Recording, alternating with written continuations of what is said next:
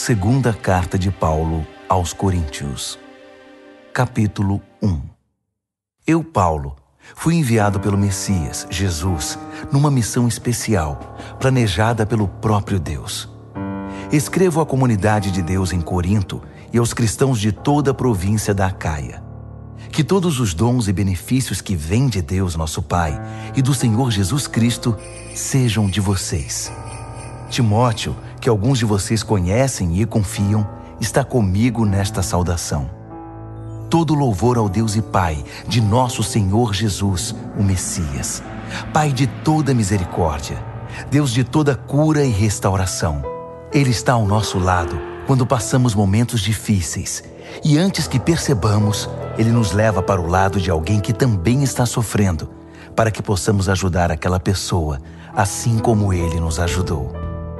Muitas das situações difíceis que enfrentamos são consequências de seguirmos o Messias, mas os bons tempos de seu conforto restaurador compensam em muito o sofrimento.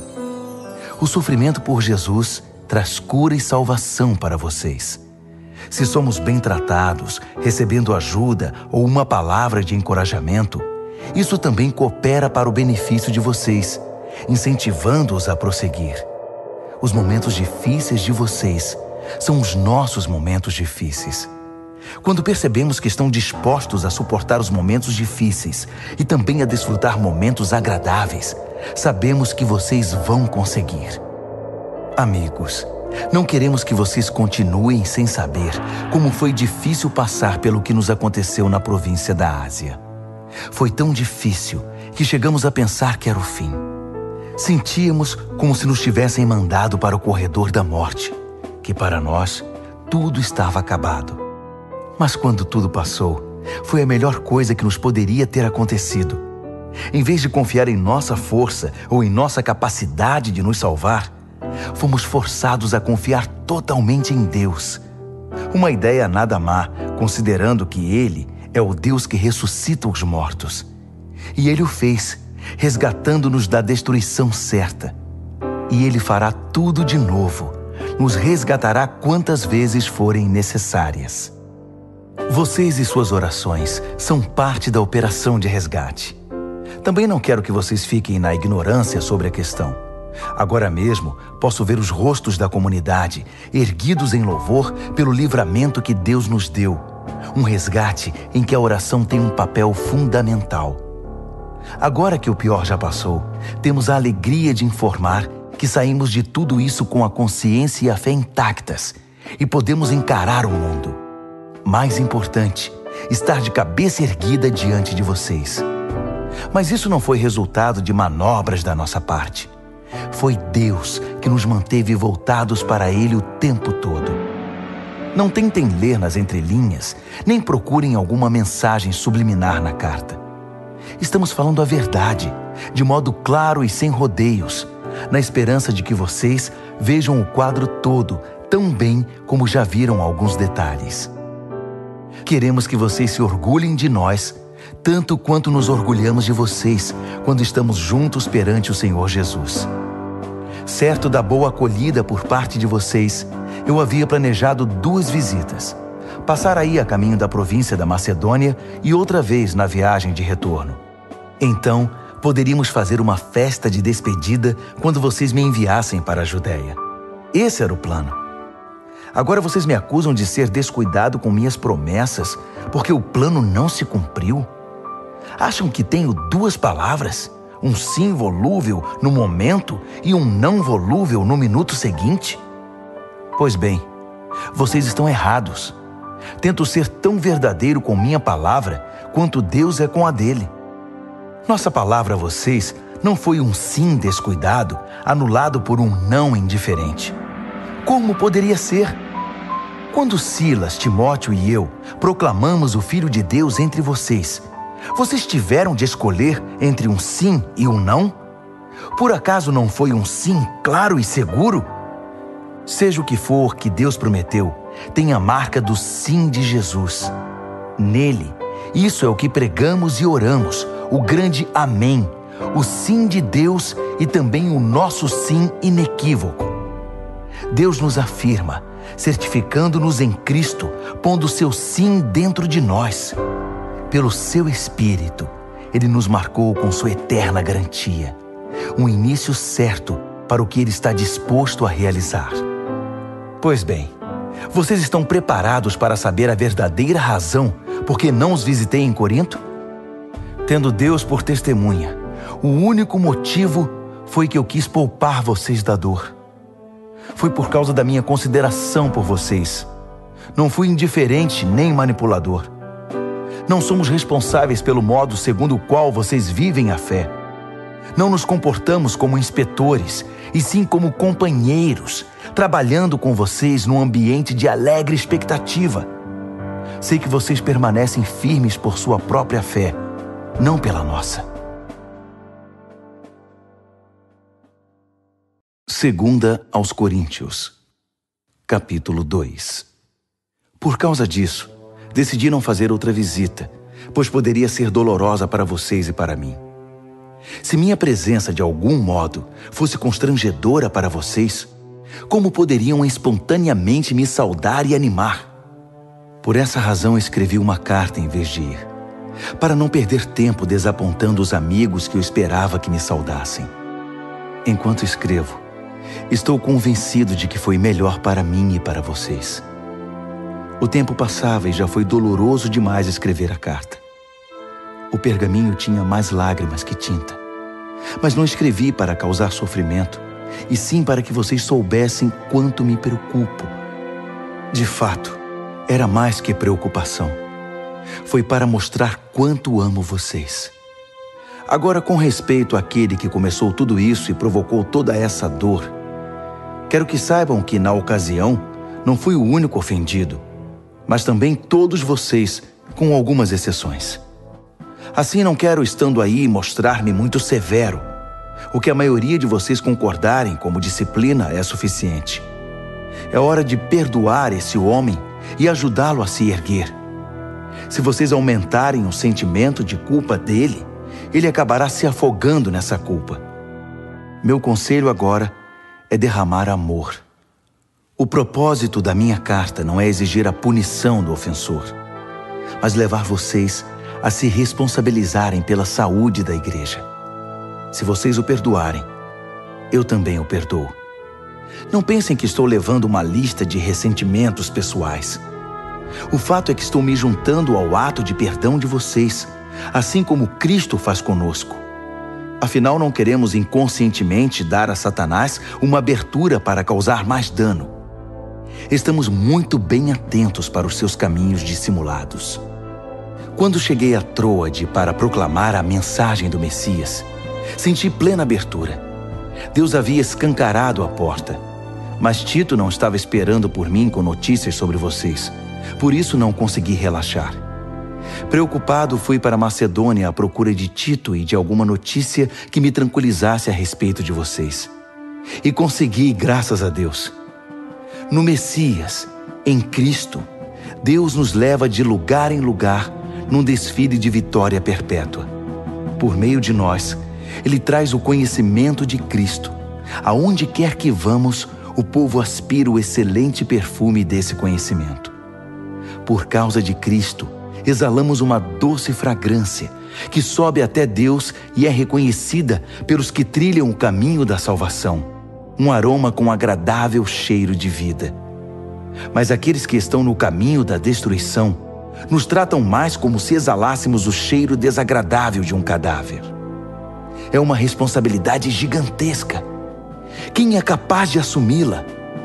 Pelo menos não adulteramos a palavra de Deus, nem a pomos à venda. Permanecemos na presença de Cristo quando falamos, e Deus nos olha no rosto. Falamos o que recebemos diretamente de Deus, e o fazemos da maneira mais honesta possível.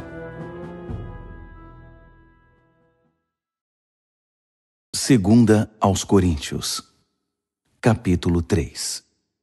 Não parece que estamos elogiando a nós mesmos, insistindo em nossas credenciais, afirmando nossa autoridade?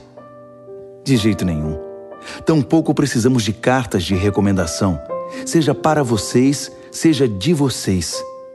Vocês mesmos são toda a recomendação de que precisamos. A vida de vocês é uma carta que qualquer um pode ler simplesmente olhando para vocês. O próprio Cristo a escreveu, não com tinta, mas com o Espírito do Deus vivo. Essa carta não é inscrita na pedra, mas entalhada em vidas humanas, e nós a publicamos. Não poderíamos estar mais seguros de que vocês são nossa carta de recomendação, escrita pelo próprio Cristo para Deus. Não pensaríamos em escrever tal carta. Só Deus pode escrever uma carta assim. Sua carta nos autoriza a levar adiante este novo plano de ação. O plano não foi escrito com tinta sobre papel, com muitas páginas de notas de rodapé, matando o seu espírito. Foi escrito em sintonia, o Espírito com o nosso espírito, a vida de Deus com a nossa vida. O governo da morte, com sua constituição escrita em tábuas de pedra, teve uma cerimônia de inauguração deslumbrante. O rosto de Moisés, enquanto entregava as tábuas de pedra, era tão brilhante quanto o dia, ainda que se desvanecesse muito rapidamente. E o povo de Israel não podia olhar direto para ele, assim como não se pode encarar o sol. Quão mais deslumbrante, então, será o governo do Espírito vivo? Se o governo da condenação foi impressionante, que dizer do governo da afirmação? O antigo governo, que tanto brilhava, pareceria escuridão diante do novo. Se o acordo temporário já nos impressionou, quanto mais o deslumbrante governo que durará toda a eternidade. Com esse tipo de esperança que nos anima, nada nos segura. Ao contrário de Moisés, não temos nada a esconder. Conosco, tudo acontece às claras. Ele usava um véu para que os israelitas não percebessem o brilho que aos poucos ia morrendo. E eles não perceberam. Não foram capazes de perceber na época e não percebem agora que não há nada naquele véu. Ainda hoje, quando as proclamações do governo antigo são lidas, eles nada veem. Somente Cristo pode tirar o véu, a fim de que eles possam ver por si mesmos que não há nada lá. No entanto, quando eles se voltam para Deus como Moisés fez, Deus remove o véu e lá estão eles, face a face com o Senhor. Descobrem de repente que Deus é uma presença pessoal, viva, não uma peça de pedra esculpida. E quando Deus está presente, um espírito vivo, aquela constituição antiga e repressora, se torna ultrapassada. Estamos livres dela, todos nós. Nada mais fica entre nós e Deus. Nossa face brilha com o brilho de sua face.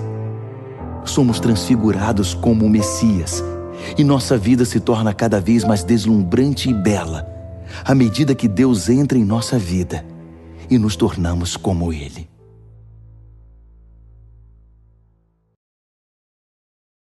Segunda Carta aos Coríntios, capítulo 4. Considerando que Deus tão generosamente nos permite participar do que Ele tem feito, não vamos desanimar nem desistir, só porque às vezes enfrentamos tempos difíceis. Nós nos recusamos a usar máscaras e a fingir. Não manipulamos os fatos nos bastidores, nem deturpamos a palavra de Deus em proveito próprio. Pelo contrário, sustentamos tudo o que fazemos e falamos toda a verdade às claras, de modo que quem quiser possa ver e julgar por si mesmo na presença de Deus. Se a mensagem parece obscura para alguns, não é porque a escondemos. Não. É porque eles estão vendo ou buscando o caminho errado e se recusam a dar à mensagem a devida atenção. A única coisa que interessa a eles é o Deus das trevas desta época. Pensam que conseguirão dele o que desejam e que não terão que se preocupar em crer na verdade que não podem ver. Eles estão cegos para a deslumbrante luz da aurora da mensagem que resplandece com Cristo e nos permite ver a melhor imagem de Deus, o que eles jamais conseguirão. Lembrem-se de que a mensagem não é sobre nós mesmos. Nós anunciamos Jesus Cristo, o Senhor. Todos nós somos mensageiros, andarilhos de Jesus por causa de vocês. Isso começou quando Deus disse que a luz brilhe nas trevas. E nossa vida ficou cheia de luz quando vimos e compreendemos Deus pela face de Cristo. Tudo belo e deslumbrante. Se olharem apenas para nós, vocês podem perder o brilho. Levamos a mensagem preciosa em vasos de barro, sem adornos, ou seja, em nossa vida. Isso é para impedir que alguém pense que o incomparável poder de Deus nos pertence. Vocês sabem que não temos muita coisa de nós mesmos. Estamos soterrados de problemas, mas não desmoralizados. Não sabemos direito o que fazer, mas sabemos que Deus sabe o que fazer. Estamos espiritualmente aterrorizados, mas Deus não nos abandonou. Caímos, mas não estamos derrotados. O que fizeram a Jesus, fizeram a nós. Julgamento, tortura, zombaria e assassinato. Jesus faz em nós o que fez entre eles. Ele vive. Nossa vida está em constante risco por causa de Jesus, o que faz a vida dele mais evidente em nós. Enquanto enfrentamos o pior, vocês conseguem o melhor. Não há silêncio sobre essa questão em nossa vida. Assim como o salmista escreveu, "Cri, por isso falei." Falamos daquilo em que cremos. E o que cremos é que aquele que ressuscitou o Senhor Jesus também nos ressuscitará e nos levará com vocês. Cada detalhe coopera para o progresso de vocês e para a glória de Deus. Mais e mais graça, mais e mais pessoas, mais e mais louvor. Portanto, não estamos desistindo. Como poderíamos? Ainda que por fora pareça que tudo está se acabando, por dentro, onde Deus está criando uma nova vida, não há um só dia em que sua graça reveladora não se manifeste. Os tempos difíceis nada são comparados com os bons tempos que estão por vir. A celebração sem fim preparada para nós. Há muito mais do que podemos ver. As coisas que agora vemos estão aqui hoje, mas desaparecerão amanhã. Mas as coisas que não vemos agora irão durar para sempre. Segunda Carta aos Coríntios, capítulo 5. Por exemplo, sabemos que quando o nosso corpo se desfizer, como uma tenda desmontada, será substituído por um corpo de ressurreição no céu, feito por Deus, não por mãos humanas.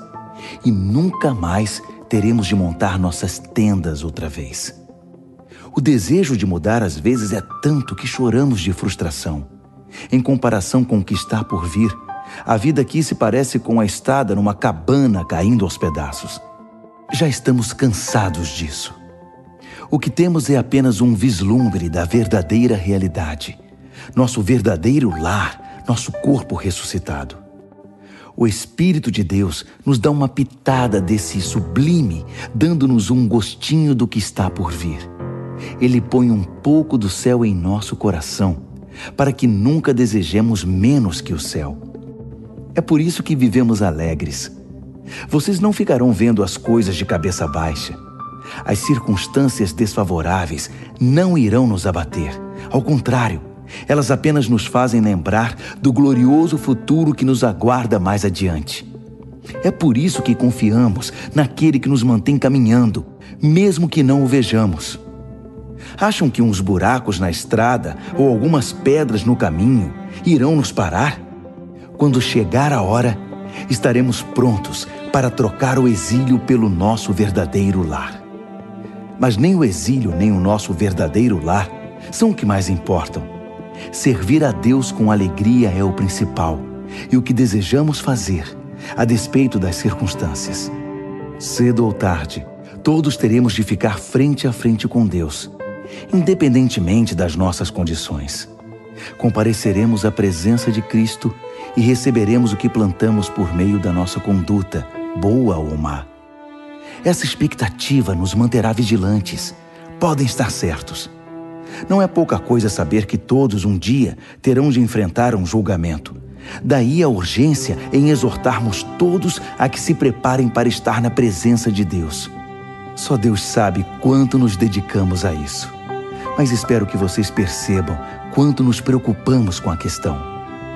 Não dizemos isso com a intenção de parecermos bons aos olhos de vocês, mas por pensar que vocês se sentiriam bem, orgulhosos até, por saber que estamos do seu lado e que não somos simpáticos apenas na presença de vocês, como o fazem alguns.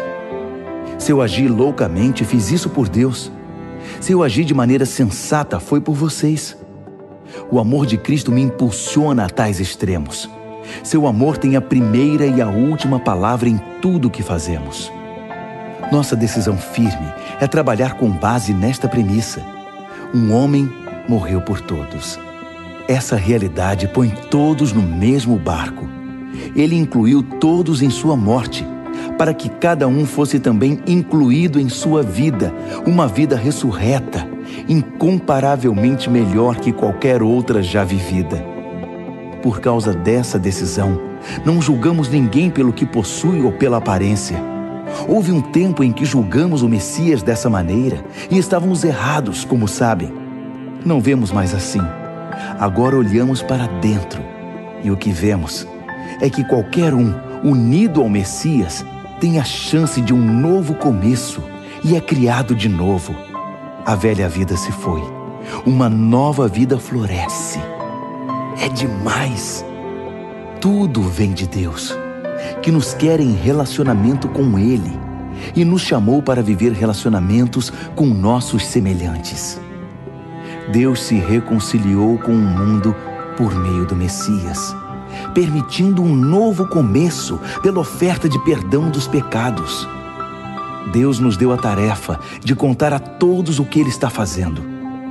Somos representantes de Cristo. Deus nos usa para persuadir homens e mulheres a deixar as diferenças de lado e ingressar na obra de Deus, e para reconciliar o ser humano com Ele. Estamos falando por Cristo, mesmo agora. Tornem-se amigos de Deus. Ele já é amigo de vocês. Como pode? Vocês perguntam. Em Cristo, eu respondo. Deus o considerou culpado, Ele que nunca fez nada errado, para que pudéssemos ser considerados sem pecado perante Deus. Segunda aos Coríntios, capítulo 6. Somos seus companheiros nesta obra. Por isso imploramos, não desperdicem nem um pouco a maravilhosa vida que Deus concedeu a vocês. Ele nos lembra: ouvi seu chamado no tempo certo. No dia em que você precisou de mim, eu estava lá para ajudar. Pois bem, agora é o tempo certo para que Ele ouça vocês e os ajude. Nada de deixar para depois. Não frustrem a obra de Deus. Não façam corpo mole, nem lancem dúvidas sobre o que fazemos. Nossa obra como servos de Deus tem valor em todos os aspectos. As pessoas nos observam enquanto estamos a postos, em prontidão, inabaláveis, em tempos difíceis, maus, trabalhosos. Quando somos espancados, encarcerados e envolvidos em tumultos, trabalhando duro até tarde da noite, às vezes sem comer, com coração puro, mente limpa e mão firme, com gentileza, santidade e amor honesto. Quando dizemos a verdade e quando Deus mostra seu poder, quando fazemos o melhor possível pela verdade, quando somos elogiados ou repreendidos, caluniados ou honrados, fiéis à nossa palavra, ainda que não confiem em nós, ignorados pelo mundo, mas reconhecidos por Deus, vivos, ainda que digam que estamos mortos, açoitados quase até a morte, mas recusando-se a morrer, mergulhados em lágrimas, mas sempre cheios de profunda alegria, vivendo de mãos vazias, mas enriquecendo muitos, não tendo nada, mas tendo tudo. Prezados coríntios, não consigo expressar em palavras quanto desejo que vocês entrem nesta vida plena e cheia de possibilidades. Não queremos que se fechem assim. A pequenez que sentem vem de dentro de vocês. A vida que Deus dá não é pequena. Vocês é que a vivem de modo pequeno. Digo isso com franqueza e com grande afeição. Abram a vida. Comecem a vivê-la plenamente. Não se tornem parceiros dos que rejeitam Deus. Não há como fazer parceria entre o certo e o errado. Não é parceria, é guerra. A luz é amiga das trevas. Cristo passeia com o diabo. A verdade e a mentira andam de mãos dadas. Quem pensaria em pôr ídolos pagãos no templo santo de Deus? Pois é exatamente o que somos. Cada um de nós é um templo e Deus vive em nós. Ele mesmo disse: vou viver neles e neles vou me mover. Vou ser o Deus deles e eles serão o meu povo. Então deixem de lado a corrupção e as parcerias. Deixem tudo de uma vez por todas. Diz Deus: não se associem com os que irão mergulhá-los na sujeira. Quero todos vocês para mim. Serei um pai para vocês, e vocês serão filhos e filhas para mim. Palavra do Senhor Deus.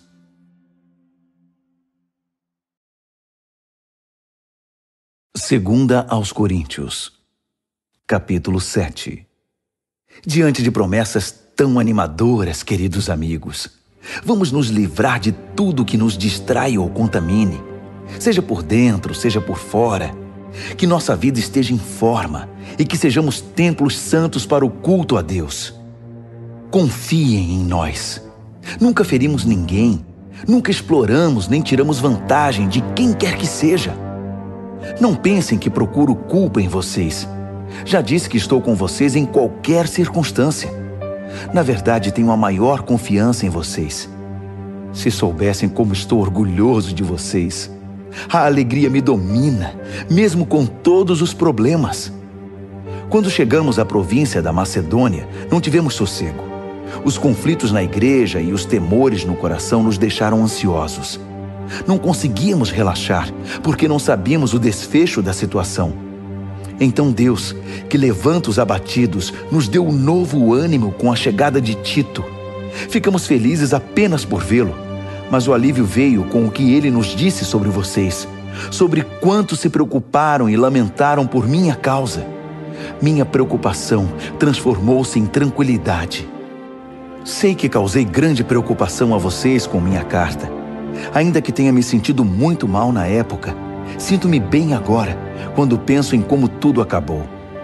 A carta aborreceu vocês, mas por pouco tempo.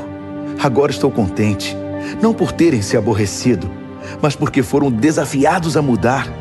Vocês permitiram que a tristeza os levasse a Deus, não que os desviasse dele, e saíram ganhando, não perdendo. A tristeza que nos aproxima de Deus age assim. Ela abala nossas estruturas e nos leva de volta ao caminho da salvação. Jamais lamentamos ter experimentado esse tipo de dor. Mas quem permite que a tristeza o desvie de Deus, vive cheio de remorsos que podem levá-lo a um estado terminal. Agora digam-me, não são maravilhosos os caminhos que a tristeza toma para nos aproximar de Deus? Vocês estão mais vivos, mais cuidadosos, mais sensíveis, mais reverentes, mais humanos, mais apaixonados, mais responsáveis. Por qualquer ângulo, o resultado foi maior pureza de coração. Era isso que eu estava esperando quando escrevi a carta. Minha maior preocupação não era com aquele que agiu errado, mas com vocês. Eu queria que vocês compreendessem e agissem de acordo com os profundos laços que nos unem diante de Deus. Foi o que aconteceu, e nos sentimos muito bem com isso. Então, quando vimos como Tito se sentiu, seu entusiasmo com a resposta de vocês, nossa alegria dobrou. Foi maravilhoso vê-lo tão animado e reconfortado por causa do que vocês fizeram. Se eu contasse a ele como penso que vocês são bondosos, vocês não teriam afastado aquele que fez o mal. Mas enquanto tudo se resolvia, procurei me conter. Tito viu por si mesmo que tudo que eu dissera a respeito de vocês era verdade. Ele não parava de falar sobre isso, repetindo o relato da sua pronta obediência e da elogiável hospitalidade de vocês. Ele ficou impressionado com tudo, e eu não poderia estar mais satisfeito. Tenho muito orgulho de todos.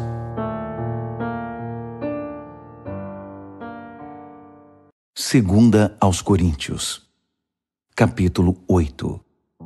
Agora, amigos, quero comentar sobre os surpreendentes e generosos meios pelos quais Deus está trabalhando nas igrejas da província da Macedônia. Sérios problemas aconteceram naquelas igrejas, pressionando ao máximo o povo. Mas isso revelou o verdadeiro caráter deles. Inacreditavelmente felizes, ainda que desesperadamente pobres, a pressão motivou algo inesperado. Um rio de doações sinceras e generosas. Eu estava lá e vi. Eles contribuíam com tudo o que podiam, além das possibilidades deles, eu diria. Ajudar os cristãos pobres era um privilégio do qual não queriam abrir mão. Foi tudo espontâneo, tudo ideia deles. Fomos apanhados desprevenidos. A explicação é que eles, antes de tudo, se entregaram sem reservas a Deus e a nós. A outra oferta simplesmente fluiu dos propósitos de Deus, que trabalhava na vida de cada um. Foi por isso que eles nos convenceram a pedir a Tito que trouxesse a oferta para vocês, para que aquilo que começou tão bem pudesse ser concluído. Vocês já fazem bem muitas coisas. Confiam em Deus, são articulados, criteriosos, apaixonados e nos amam. Agora, nessa questão, espero que também façam o melhor. Não estou tentando dar ordens contra a vontade de vocês. Apresento o entusiasmo dos macedônios como um estímulo ao amor que há em vocês, na esperança de extrair o melhor de cada um. Vocês conhecem a graça generosa do Senhor Jesus Cristo. Ele era rico, mas deu tudo por nós. Tornou-se pobre para que nós nos tornássemos ricos. Na minha opinião, o melhor que vocês podem fazer agora é concluir o que começaram no passado, para não deixar que boas intenções deem em nada. O coração de vocês está no lugar certo. Vocês já têm tudo de que precisam para terminar. Então, mãos à obra. Uma vez que o compromisso é claro, façam o que podem. O coração orienta as mãos. Não estou querendo que se cansem enquanto os outros descansam. Nada disso. Vocês estão ombro a ombro com eles o tempo todo. O excesso de vocês supre a falta deles. E o excesso deles supre a falta de vocês. No fim, tudo ficará bem, como está escrito. Nada sobrou para quem tinha muito. Nada faltou para quem tinha necessidade. Dou graças a Deus por transmitir a Tito o mesmo cuidado que tenho por vocês. Ele teve muita consideração sobre como nos sentimos, mas a iniciativa de ajudar vocês foi toda dele. Estamos enviando um companheiro com ele, alguém muito popular nas igrejas, um bom pregador da mensagem. Mas nele há muito mais que popularidade. Ele merece confiança total. As igrejas o escolheram para que nos acompanhasse em nossas viagens e nos ajudasse na tarefa de compartilhar os dons de Deus, ao mesmo tempo honrando o Senhor e tendo o cuidado de evitar escândalos. Não queremos que ninguém pense que pegamos um centavo desse dinheiro para vocês. Somos tão zelosos da nossa reputação diante do público como somos diante de Deus. É por isso que estamos levando outra pessoa de confiança conosco, que já provou sua fidelidade muitas vezes e trabalha com a mesma disposição desde o início. Ele ouviu falar de vocês e gostou do que ouviu, tanto que mal pode esperar para chegar aí. Não preciso dizer mais nada a respeito de Tito. Temos sido por muito tempo companheiros na tarefa de servir vocês. Os irmãos que viajam com ele são representantes das igrejas. Um crédito real para Cristo. Mostrem a eles do que vocês são feitos, demonstrando o amor de que têm ouvido falar nas igrejas. Permitam que eles vejam por si mesmos. Segunda aos Coríntios, capítulo 9. Se eu escrevesse algo mais a respeito dessa oferta para os cristãos pobres, começaria a me repetir. Sei que vocês estão apostos e prontos para o que der e vier. Tenho dado boas referências de vocês por toda a província da Macedônia, dizendo a eles: a província da Acaia está pronta para essa tarefa desde o ano passado. E o entusiasmo de vocês contagiou muita gente. Agora estou enviando esses irmãos para me certificar de que vocês estão preparados, como eu disse que estariam, para mostrar que não é à toa que tenho orgulho de vocês. Se eu e os macedônios descobrirmos que vocês não estão preparados, será vergonhoso para todos, para mim e para vocês. Nosso testemunho teria sido puro ufanismo. Por isso, para ter certeza de que não haverá nenhum erro, recrutei esses irmãos para que antes da minha chegada preparassem vocês e a oferta prometida. Tirem todo o tempo de que precisarem para que tudo seja feito de modo apropriado. Não quero nada forçado nem correrias de última hora. Lembrem-se de que o lavrador mesquinho só consegue colheita pobre. O lavrador generoso é quem obtém colheitas fartas. Quero que cada um de vocês tenha tempo suficiente para pensar nisso e decidir o que vai ofertar. Essa medida evitará que se lamentem depois por ofertas dadas sob coerção. Deus ama o doador que se alegra com a doação. Deus pode derramar bênçãos das maneiras mais surpreendentes. Portanto, estejam preparados para qualquer situação, mais que simplesmente preparados para fazer o que precisa ser feito. Como disse um salmista, ele lança avisos aos ventos, dando aos necessitados com liberalidade. Seus meios justos e bondosos nunca se esgotam, nunca se desgastam. O Deus generoso que dá a semente ao lavrador, a qual se transforma em pão e chega à mesa de vocês, é mais que exagerado em abençoá-los. O que Ele dá, vocês podem passar adiante. Isso cresce em vidas amadurecidas, fortes em Deus, ricas em todos os sentidos. Assim, vocês podem ser generosos em todos os sentidos e louvar a Deus conosco. Levar adiante essa obra de ação social envolve bem mais que saciar as necessidades básicas dos cristãos pobres. É um gesto que produz numerosas ações de graças a Deus. É um estímulo para que vocês vivam o melhor que puderem, demonstrando gratidão a Deus pela obediência ao significado pleno da mensagem.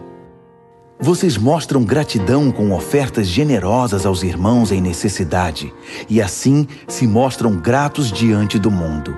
Enquanto isso, por terem sido contemplados com a riqueza de Deus, a reação deles será orar por vocês, intercedendo de maneira apaixonada por qualquer necessidade que vocês tenham. Agradeçam a Deus pela oportunidade. Nenhuma língua é capaz de expressar os reais benefícios desse dom.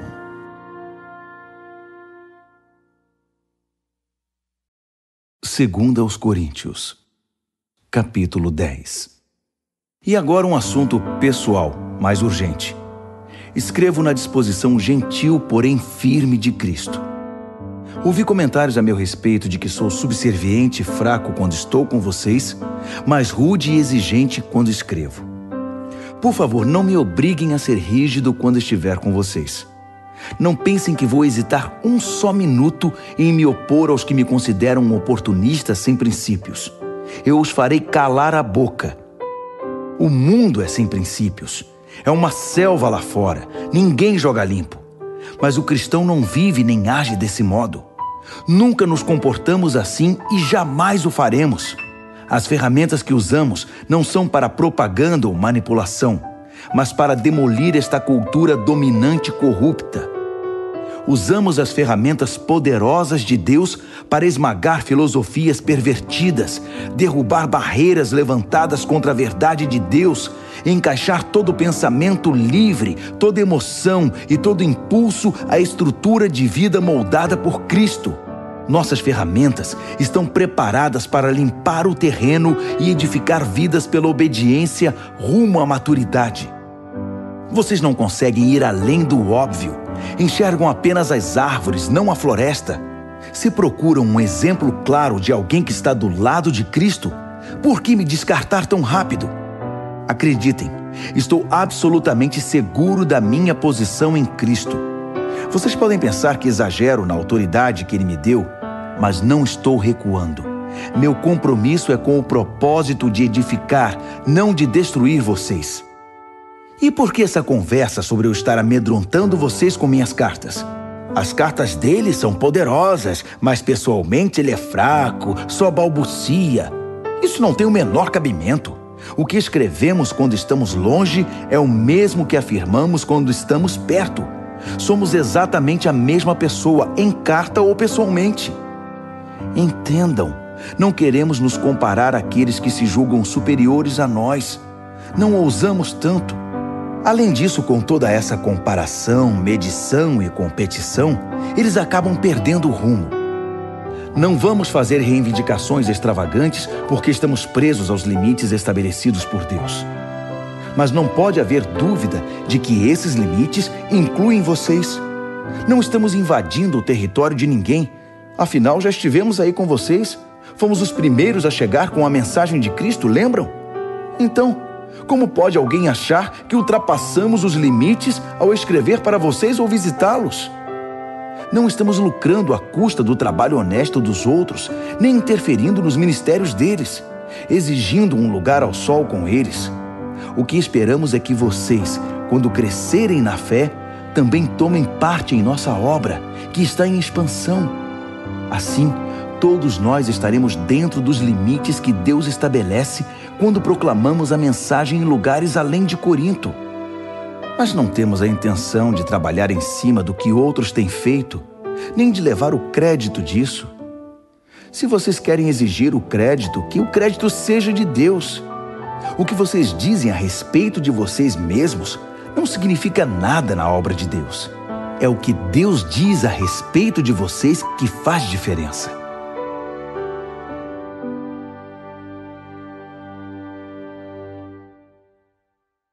Segunda aos Coríntios, capítulo 11. Podem me aguentar mais um pouco? Por favor, tenham paciência comigo. O que me deixa tão abatido é que me preocupo demais com vocês. É a paixão de Deus queimando dentro de mim. Prometi a Cristo a mão de vocês em casamento, apresentando-os como uma virgem ao seu marido.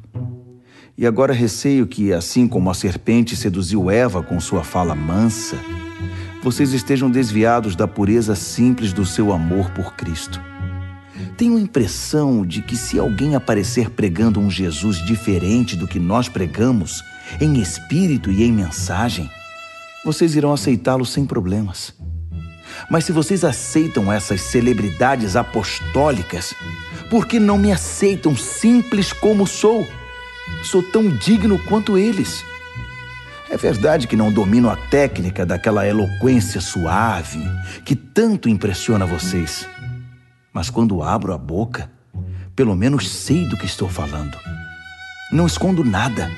Deixo vocês por dentro de tudo. Será que cometi um erro ao proclamar a mensagem de Deus a vocês sem pedir algo em troca? Ao servir vocês sem nenhum custo, para que não se sentissem pressionados por mim? Com as outras igrejas foi diferente, pois elas me pagaram. Tudo para que vocês me tivessem de graça. Nem mesmo quando vivi entre vocês, alguém precisou mover um dedo para me ajudar. Minhas necessidades eram todas supridas pelos cristãos da Macedônia.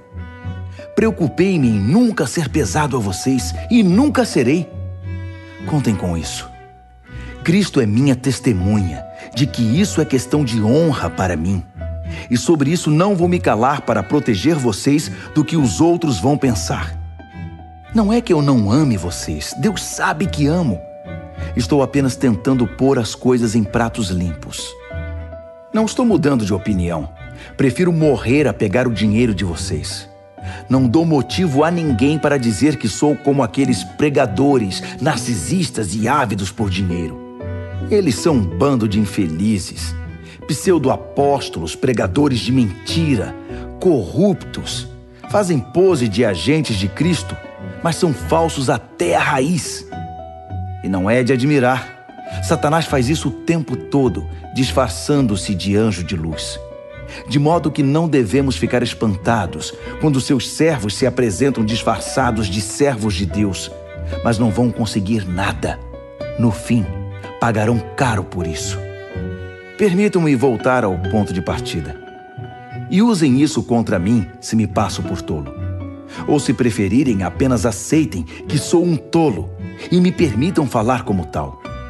Não aprendi a falar assim com Cristo. Não. É um mau hábito que aprendi desses pregadores que fazem tudo para agradar os outros, tão em moda hoje em dia. Já que vocês se sentam no banco para ouvir esses enganadores, podem muito bem aguentar alguma tolice da minha parte.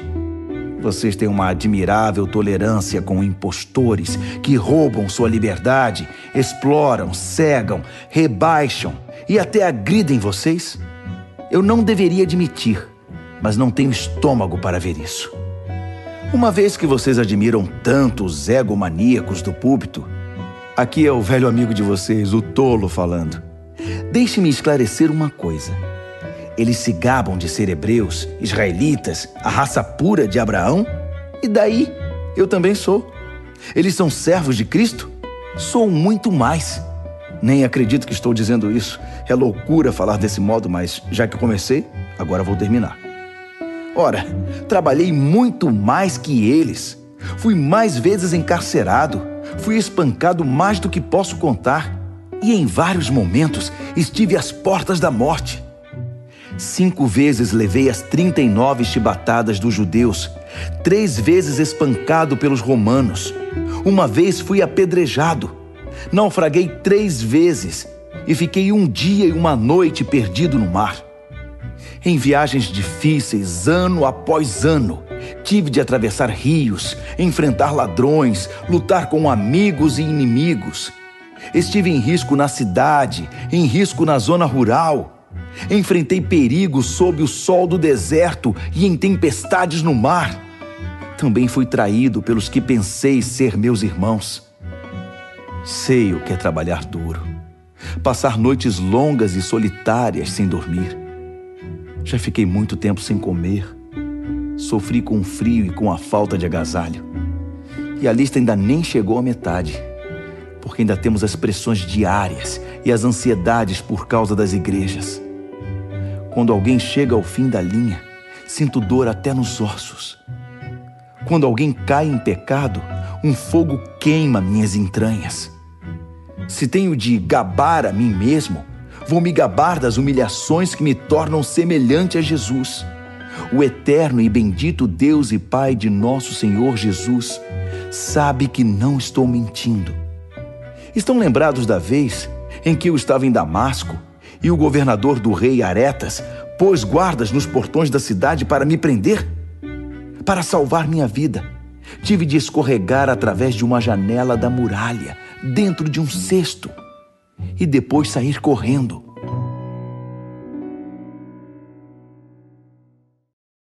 Segunda aos Coríntios, capítulo 12. Vocês me obrigam a falar deste modo. Faço isso contra minha vontade. Mas agora que estamos no assunto, posso tratar da questão das visões e revelações que Deus me deu. Por exemplo, conheço um homem que há 14 anos foi tomado por Cristo e levado em êxtase espiritual aos céus. Nem sei se isso aconteceu no corpo ou fora do corpo. Só Deus sabe. Sei também que esse homem foi levado ao paraíso. De novo, se no corpo ou fora dele, não sei. Deus sabe. Lá ele ouviu palavras indizíveis, mas foi proibido de contar o que ouviu. Esse é o homem a respeito de quem quero falar. Mas não vou dizer nenhuma palavra a meu respeito, exceto o que foi humilhação. Se eu tivesse disposição para contar vantagem, talvez pudesse fazê-lo sem parecer ridículo e não estaria faltando com a verdade. Mas vou poupar vocês. Quero que vocês continuem a me imaginar como o tolo que vocês pensariam que eu sou se me encontrassem na rua ou me ouvissem falar. Por causa da grandiosidade daquelas revelações, para que eu não ficasse orgulhoso, recebi o dom de um obstáculo que me mantém em contato permanente com minhas limitações. O anjo de Satanás Fez o melhor que pôde para me derrubar, mas o que conseguiu foi me pôr de joelhos. Sem chance que eu ande de nariz empinado e orgulhoso. No princípio eu não pensava nele como um dom e pedi a Deus que o removesse. Repeti o pedido 3 vezes. Então, ele me disse: minha graça é o bastante. É tudo de que você precisa. Minha força brota da sua fraqueza. Assim que eu vi isso, achei melhor me resignar. Desisti de ficar pensando na limitação e comecei a apreciar o dom. Foi uma oportunidade para que a força de Cristo trabalhasse na minha fraqueza. Agora enfrento com alegria essas limitações, com tudo que me torna pequeno. Abusos, acidentes, oposição, problemas. Simplesmente permito que Cristo assuma o controle. E quanto mais fraco me apresento, mais forte me torno. Muito bem, vocês conseguiram. Continuo até aqui agindo como tolo, mas a culpa não é toda minha. Vocês me fizeram agir assim. Vocês é que deveriam ter falado bem de mim e me recomendado, em vez de eu ter de fazê-lo, pois sabem por experiência própria que, embora eu não seja ninguém, seja um nada, não posso ser relegado à 2ª classe, comparado com aquelas celebridades apostólicas que vocês bem conhecem. Todos os sinais que marcam o apostolado verdadeiro eram evidentes quando eu estava com vocês em tempos bons e maus. Sinais de milagres, sinais de maravilhas, sinais de poder. Vocês receberam menos de mim ou de Deus que as outras igrejas? A única coisa que vocês receberam menos de mim foi responsabilidade com o meu sustento. Pois bem, sinto muito. Perdoe-me por despojar vocês. Tudo está preparado agora para minha 3ª visita a vocês. Mas não se preocupem com isso. Vocês não precisam se sacrificar. Não serei um peso para vocês desta vez, mais do que fui em outras visitas. Não tenho interesse no que vocês têm, só em vocês. Os filhos não têm de se preocupar com os pais. Os pais é que se preocupam com os filhos. Eu ficaria feliz em esvaziar os bolsos, ou até mesmo em hipotecar minha vida para o bem de vocês. Assim, porque quanto mais amo vocês, menos sou amado. E porque continuo a dar importância a essas fofocas sobre eu ter usado meu autossustento como forma de culpar vocês? Onde está a prova disso? Alguma vez os enganei ou usei alguém para iludir vocês? Pedi a Tito que os visitasse e levasse alguns irmãos consigo. Por acaso eles agiram de má fé com vocês? E acima de tudo, não temos sido sempre sinceros e honestos? Não pensem que estou aqui me defendendo perante vocês. Vocês não são júri. Deus revelado em Cristo é o júri, e apresentamos perante Ele nosso caso. E tudo que temos suportado é com a intenção de não ficar no caminho de vocês, nem atrapalhar seu crescimento. Tenho receio, admito, de que quando for me desaponte com vocês e também os desaponte. A frustração mútua deixará tudo em cacos. Brigas, invejas, ânimos exaltados, partidarismo, palavras ofensivas, denúncias, gente nervosa e confusão generalizada. Não espero ser humilhado de novo por Deus quando estiver com vocês, para que não tenha de derramar lágrimas por uma multidão que insiste nos velhos caminhos, pecando cada vez mais e se recusando a abandonar o lamaçal da maldade, do descontrole sexual e da indecência em que está mergulhada.